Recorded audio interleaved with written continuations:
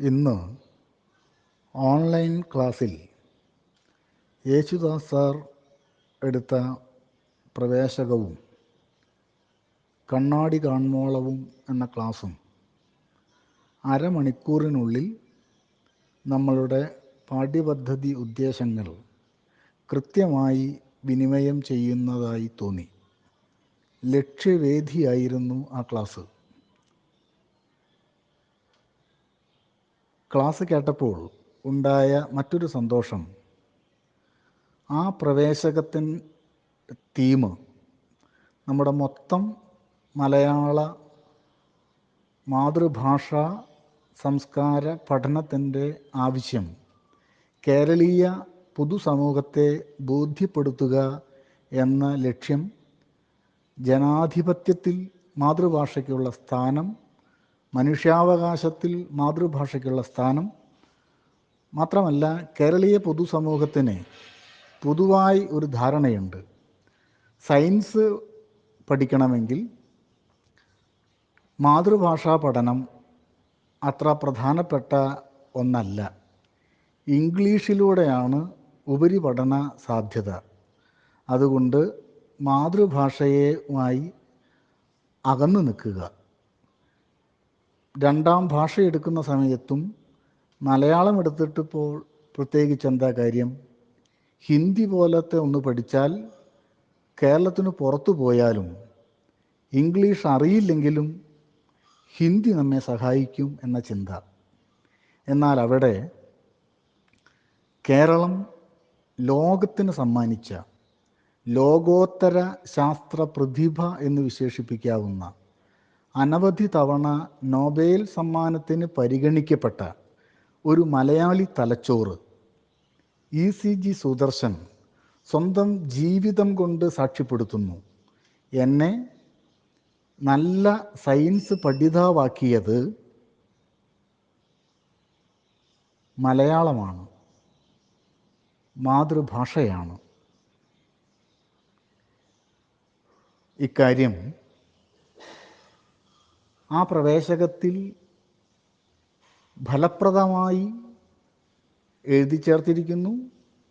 അത് യേശുദാസ് ഏറ്റവും സുന്ദരമായി വള്ളത്തോളിൻ്റെ ശിഷ്യനും മകനും എന്ന കവിതയിലെ ഏറ്റവും നാടകീയമായ സ്വഭാവോക്തി അലങ്കാരമുള്ള ശ്ലോകം ഉദ്ധരിച്ചുകൊണ്ട് പദച്ഛേദം പറഞ്ഞ് ബഹു അർത്ഥങ്ങൾ പറഞ്ഞ് നിശ്ചിതമായ സമയത്തിൻ്റെ ഉള്ളിൽ കണ്ണാടി കാൺമോളവും എന്ന പാഠഭാഗം കൂടി അവതരിപ്പിച്ച് കുട്ടികൾക്ക് വേണ്ട പഠന പ്രവർത്തനങ്ങൾ നൽകി അവതരിപ്പിക്കാനും സാധിച്ചിരിക്കുന്നു.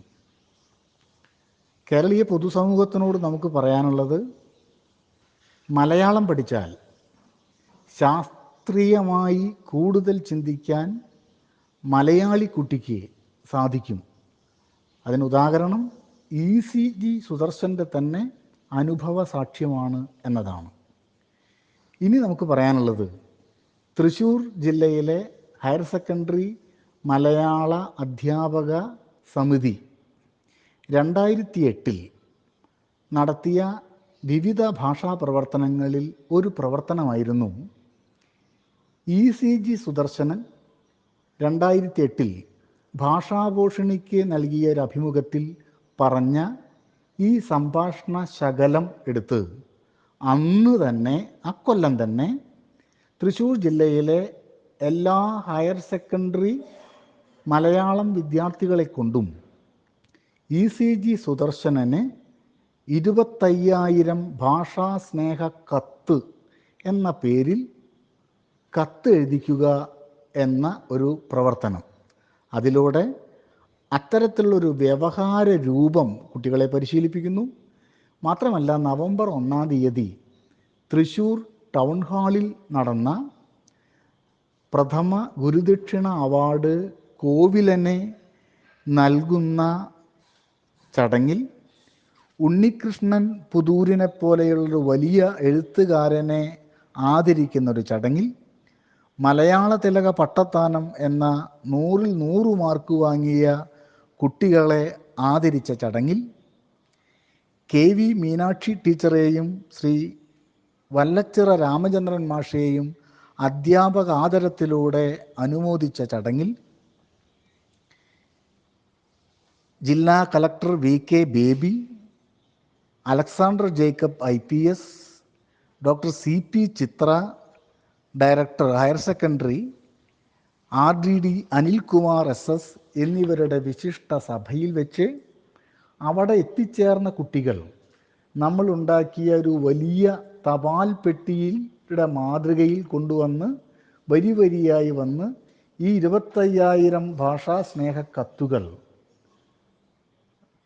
നിക്ഷേപിക്കുകയും അത് മനോരമ പോലെയുള്ള പത്രങ്ങൾ അമ്മയെ മറക്കാത്ത പൊന്നുമകനെ തൃശ്ശൂർ ജില്ലയിലെ മലയാള വിദ്യാർത്ഥികളുടെയും അധ്യാപകരുടെയും ആദരം എന്ന പേരിൽ ഒരു വലിയ ഫീച്ചറായി പൊതുസമൂഹത്തിൻ്റെ മുമ്പിൽ സമർപ്പിക്കുകയും ചെയ്തു. അമ്മയെ മറക്കാത്ത പൊന്നുമകൻ എന്ന തലക്കെട്ടിലുണ്ട് എല്ലാ അർത്ഥത്തിലുമുള്ള മാതൃഭാഷാ സ്നേഹം. നമ്മൾ വലിയ നിലയിൽ എത്തിച്ചേർന്നാൽ പിന്നെ ആദ്യം നമ്മൾ ചെയ്യുക നമ്മുടെ അമ്മയെ മറക്കുക, അമ്മയെ തള്ളിപ്പറയുക എന്നതാണ്. എല്ലാ മലയാളിയും അക്കാര്യത്തിൽ മത്സരിച്ചു കൊണ്ടിരിക്കുമ്പോഴാണ് ഈ ലോകോത്തര ശാസ്ത്ര പ്രതിഭ ECG സുദർശനൻ തൻ്റെ വളർച്ചയ്ക്ക് അടിസ്ഥാനമായത് മലയാളം ക്ലാസ്സുകളാണ് എന്ന് തുറന്നു പറഞ്ഞത്. ആ തുറന്നു പറച്ചിൽ കേരളീയ വിദ്യാഭ്യാസ സമൂഹത്തിൻ്റെ മുമ്പിൽ സമർപ്പിക്കുക എന്ന ചരിത്ര ദൗത്യമാണ് നമ്മൾ അന്ന് നിറവേറ്റിയത്. പിന്നീട് തൃശ്ശൂർ ജില്ലയിൽ മികവ് എന്ന പേരിൽ പുതിയ പാഠ്യപദ്ധതി വിനിമയത്തിൻ്റെ പ്രവർത്തനങ്ങളുടെ രേഖപ്പെടുത്തലൊക്കെ നടന്ന പുസ്തകത്തിൽ ഈ പ്രവർത്തനം അടയാളപ്പെടുത്തപ്പെട്ടില്ല. പക്ഷേ ഈ പുതിയ മലയാള പാഠപുസ്തക രചനയിൽ നമ്മുടെ തൃശ്ശൂർ ജില്ലയിൽ നിന്നുള്ള അംഗങ്ങൾ, അതിൽ നമ്മൾ വളരെ സ്നേഹപൂർവ്വം ആദരിക്കുന്ന പുതിയ പാഠ്യപദ്ധതിയുടെ അലകും പിടിയും തൃശ്ശൂർ ജില്ലയിൽ അരക്കിട്ടുറപ്പിച്ച ഡോക്ടർ R സുരേഷ്, പിന്നെ സാജു പുതൂർ എന്നീ SRGമാരുടെ ശുപാർശ അനുസരിച്ച് പാഠപുസ്തക സമിതി ഈ പ്രസ്താവന പ്രവർത്തനം പരിഗണിക്കുകയും അത് പാഠപുസ്തകത്തിൻ്റെ പ്രവേശകത്തിൽ ഉൾപ്പെടുത്തുകയും ചെയ്തു. എനിക്ക് ഇതിലുള്ള സവിശേഷ അഭിമാനമെന്ന് പറയുന്നത് ECG സുദർശനൻ്റെ ഈ അഭിമുഖം, അതിലെ പ്രധാനപ്പെട്ട ഈ വരികൾ മലയാള മനോരമയുടെ വാചകമേളയിൽ ഒരു ഞായറാഴ്ച പ്രത്യക്ഷപ്പെട്ടപ്പോൾ ഈ വരി എന്തുകൊണ്ട് നമുക്ക് ഹൈലൈറ്റ് ചെയ്ത് പ്രചരിപ്പിച്ചുകൂടാ എന്ന ആശയം സുരേഷ് മാഷെ വിളിച്ച് അന്നത്തെ അധ്യാപക സമിതിയുടെ സെക്രട്ടറി എന്ന നിലയിൽ ചോദിച്ചത് ഞാനായിരുന്നു. മാസ്റ്റർ അതിൻ്റെ എല്ലാ സാധ്യതയും മനസ്സിലാക്കുകയും പിന്നെ അധ്യാപക സമിതിയുടെ ഭാരവാഹികളുടെ കൂട്ടായ ചർച്ചയിൽ ECG സുദർശനന് നമുക്ക് കുട്ടികളെ കൊണ്ട് കത്തെഴുതിച്ച് ഈ ആശയം കുട്ടികളിലേക്കും മാതാപിതാക്കളിലേക്കും പിന്നീട് അതിൻ്റെ വാർത്താ അവതരണങ്ങളിലൂടെ കേരളീയ പൊതുസമൂഹത്തിലേക്കും എത്തിക്കാം എന്ന് തീരുമാനിക്കുകയായിരുന്നു. അന്ന് 2008 നടത്തിയ പ്രവർത്തനം പിന്നീട് പുതിയ പാഠപുസ്തകത്തിൽ പ്രവേശകത്തിൽ തുടക്കത്തിൽ തന്നെ ഇടം പിടിച്ചു. ജോർജ് ഓണക്കൂർ സാറിനെ പോലെയുള്ള പാഠപുസ്തക സമിതിയുടെ വിദഗ്ധ സമിതി അംഗങ്ങൾ വളരെ അഭിനന്ദിച്ചു ഈ പ്രവേശകത്തെ. കാരണം ഒരു ശാസ്ത്രകാരൻ്റെ വരികൾ സാഹിത്യ പുസ്തകത്തിൻ്റെ തുടക്കത്തിൽ വെക്കേണ്ടത് കേരളത്തിലെ കരിയറിസ്റ്റുകളായ രക്ഷാകർതൃ സമൂഹത്തിന് ഏറെ ഇഷ്ടപ്പെടും. അത് വളരെ പ്രസക്തവുമാണ്. മാത്രമല്ല നല്ല മിടുമിടുക്കരായ കുട്ടികളെ മലയാള ഉപഭാഷാ പഠനത്തിലേക്ക് ആകർഷിക്കുക തന്നെ വേണം. എങ്കിലേ ഇവരെല്ലാം നാളെ വലിയ ശാസ്ത്രകാരന്മാരും ചിന്തകരും ഒക്കെ ആയിത്തീർന്നാൽ അവരുടെ പ്രവർത്തനങ്ങൾ, ചിന്തകൾ മലയാളത്തിലും ആവിഷ്കരിക്കപ്പെടുകയുള്ളൂ. അതുകൊണ്ട് തന്നെ ഈ പ്രസ്താവന വളരെ ഉചിതമായി എന്ന് രേഖപ്പെടുത്തുകയും ചെയ്തു.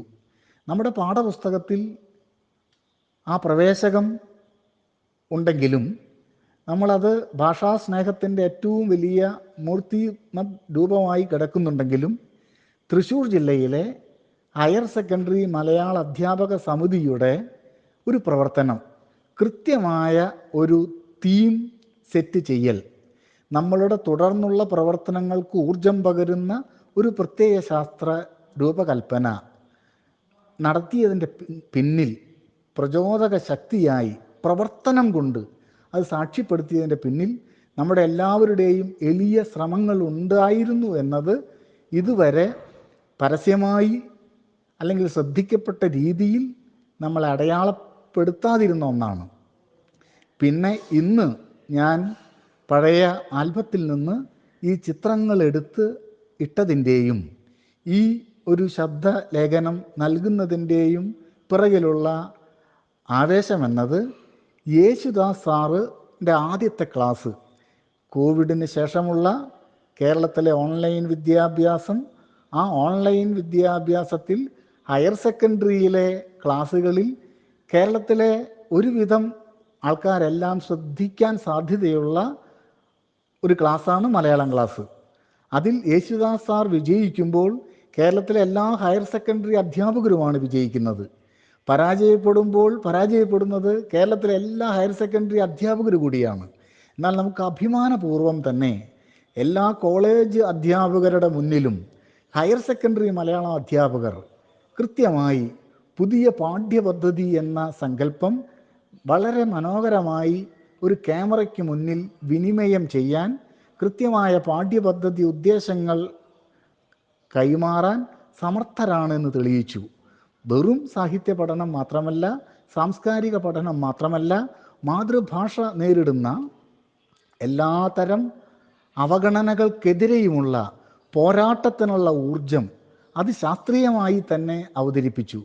ജനാധിപത്യത്തിൽ മാതൃഭാഷയ്ക്കുള്ള സ്ഥാനം, മനുഷ്യാവകാശത്തിൽ മാതൃഭാഷയ്ക്കുള്ള സ്ഥാനം, അത് ഏറ്റവും സമർത്ഥമായി ഇതിലൂടെ വിനിമയം ചെയ്യാൻ യേശുദാസ് സാറിന് കഴിഞ്ഞു.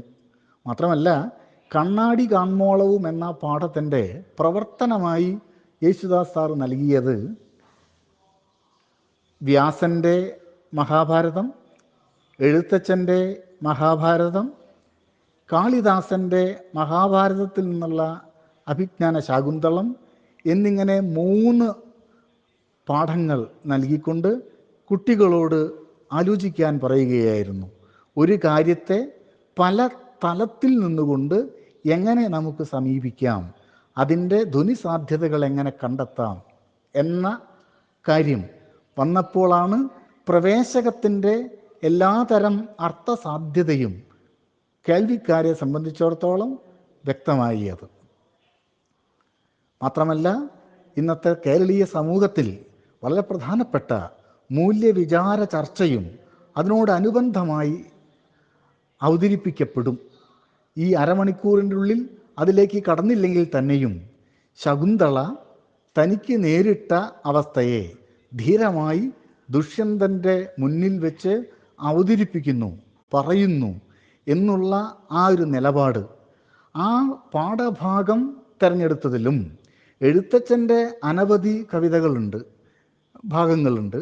പക്ഷെ അതിൽ ഇത്തരത്തിലുള്ള ഒരു പാഠം, ശകുന്തളയെ കൊണ്ട് ദുഷ്യന്തൻ്റെ മുന്നിൽ ധീരമായി തൻ്റെ ജീവിതത്തെ അവതരിപ്പിക്കാനുള്ള ഈ ഭാഗം തിരഞ്ഞെടുത്തതിലും തൃശ്ശൂർ ജില്ലയ്ക്ക് അതിൻ്റേതായ സ്ഥാനമുണ്ട്. നമ്മുടെ ജില്ലയിലെ പി നാരായണൻ മേനോൻ മാഷാണ് ഈ പാഠഭാഗം തിരഞ്ഞെടുക്കുന്നതിൻ്റെ പിന്നിലും പാഠപുസ്തക സമിതിയുടെ മുമ്പിൽ മാർഗദർശിയായത്. എല്ലാവർക്കും ഓൺലൈൻ ക്ലാസ്സുകൾ ഏറ്റവും ഫലപ്രദമായി അവതരിപ്പിക്കാൻ ഇന്നത്തെ ഈ ക്ലാസ് ഉപകരിക്കട്ടെ. ഒരിക്കലും ഇത് മാതൃകയാക്കരുത് എന്നത് നമ്മൾ പഠിക്കുന്നൊരു പാഠമാണ്.